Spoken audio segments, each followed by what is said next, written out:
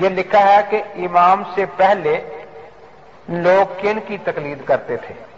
امام ابو حنیفہ سے پہلے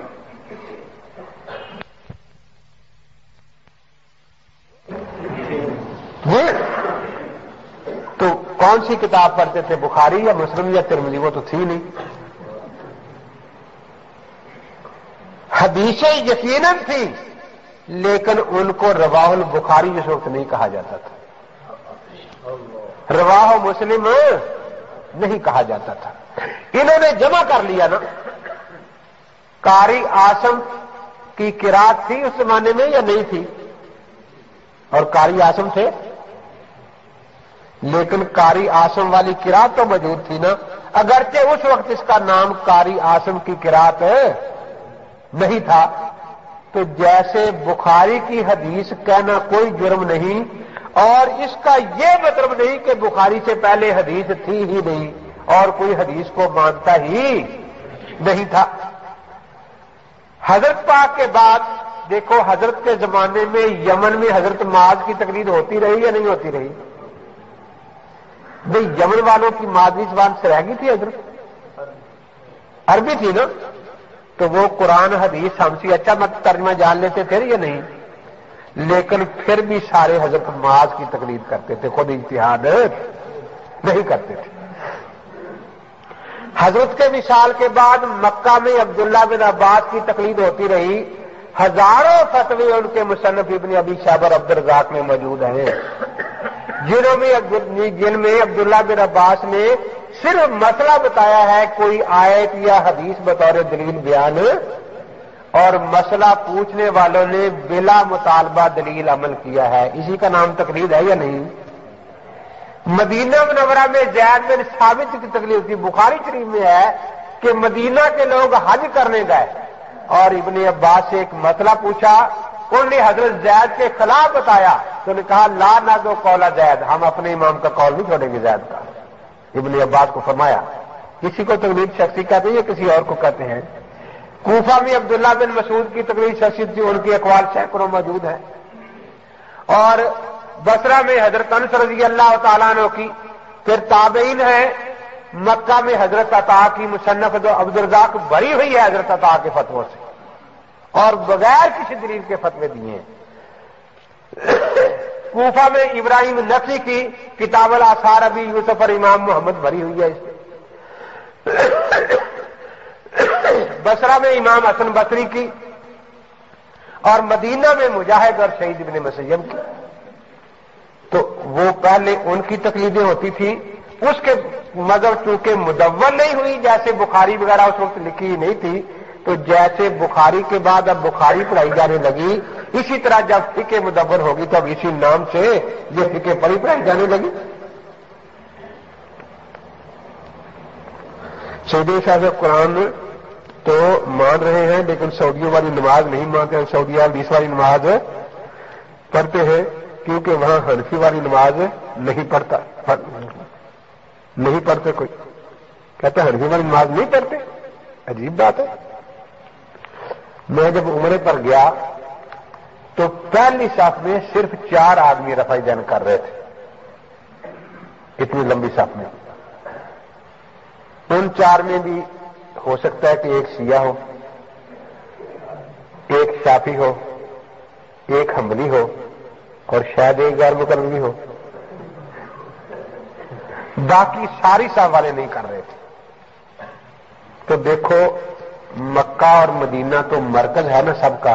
حاجی صاحبان یہاں بیٹھے ہوئے پوچھ لیں کہ وہاں تو ہاتھ چھوڑنے والے بھی جاتے ہیں یا نہیں جاتے؟ ہاتھ باندھنے والے بھی جاتے ہیں. تو مرکز میں تو ہر کوئی چلا جاتا ہے. دوسری بات یہ کہ مکہ شریف بنے کوئی 10-15 سال ہوئے ہیں یا پہلے سے آ رہا ہے؟ جی امام صاحب کے دور سے لے کر 1345 تک پورے تقریباً 1200 سال وہاں حنفی خدمت کرتے رہے. عباسی دور 500 سال ہے. کتنے 100 سال؟ 500 سال میں وہاں کے آئمہ، خطیب، مدرس سب کے سب حنفی تھے۔ اس زمانے میں مکہ شریف تھا یا نہیں؟ ہم دکھاتے ہیں تاریخ میں نمبر وار حنفیوں نے حج کرائے، وہاں حنفی وہاں رہے۔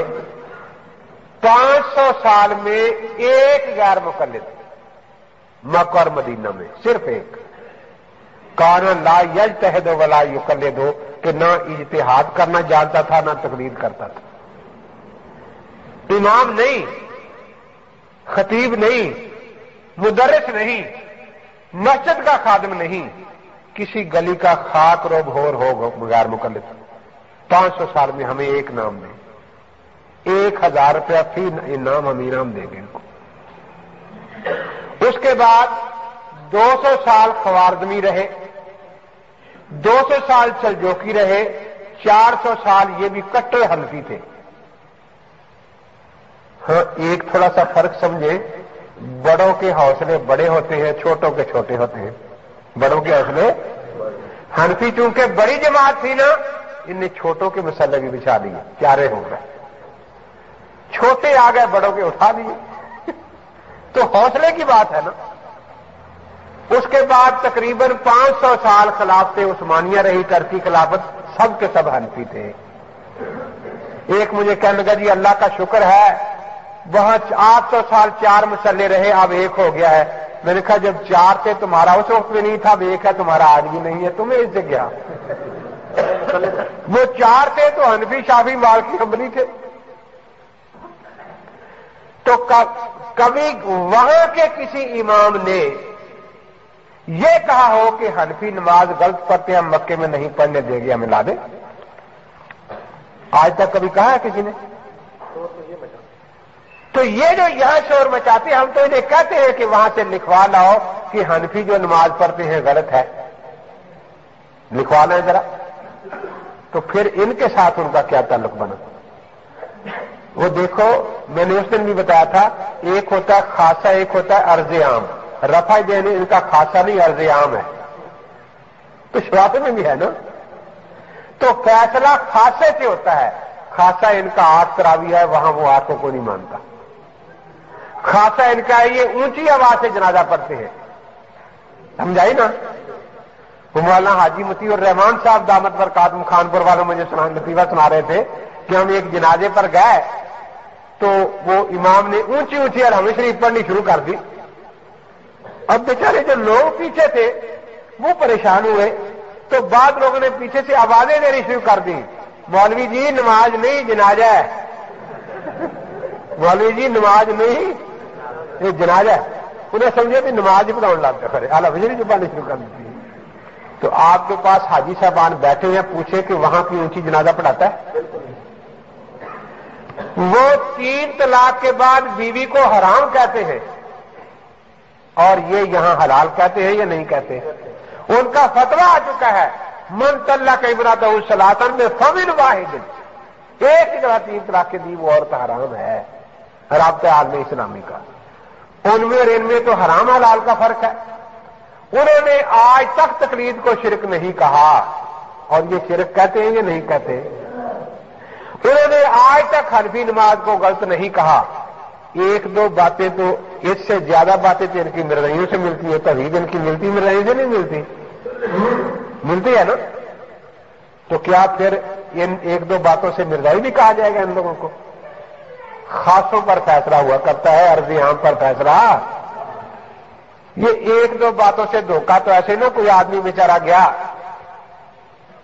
وہ لینے کے لیے کسی گاڑی پر سوار ہونا، ٹکٹ لی، پہلی دفعہ گیا تو ٹکٹ لے کے پوچھا اسٹیشن ماسٹر سے کہ اس کی نشانی کیا ہوتی؟ میں نے گاڑی دیکھی نہیں۔ کہتا ہے کالا انجن ہوتا ہے اور دھواں نکلتا ہے اس سے۔ وہ بیچارہ باہر نکلا تو کوئی نائب چھوٹا اسٹیشن ماسٹر کالا سوٹ پہنے سگریٹ پیتے جا رہا تھا، اسے گنا کے نشانیاں تو دونوں پوری چھلانگ لگائی اور اس کے اوپر بیٹھ گیا۔ وہ بیچارہ دیکھے یوں تو اسے ٹکٹ دکھایا کہ ٹکٹ لے کے چلا ہوں، ویسے نہیں چلا۔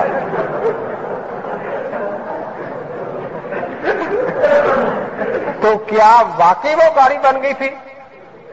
یہ بات نہیں ہے، ہمارا ان سے بڑا مطالبہ یہی ہوتا ہے کہ تمہارا تو نام بھی حدیث میں کہیں نہیں ہے. حضور نے فرمایا ترکت امرین، اگر آگے اور کچھ ہوتا تو ذکر فرماتے، یعنی امام وغیرہ. اچھا جی، یہی ترکت امرین جو ہے اس دفعہ تلاش کرتے ان کو نہیں ملی تھی. یہ بغیر سند کے موتا میں ہے، اور اس سے آگے اگلی حدیث ہے سند کے ساتھ، من یرد اللہ بہ خیر یفقہہ فی الدین، 702 صفحے پر. ہم نے دونوں کو مانا کہ کتاب و سنت پر عمل کرو، کس طرح؟ جس طرح فقہا سمجھائیں.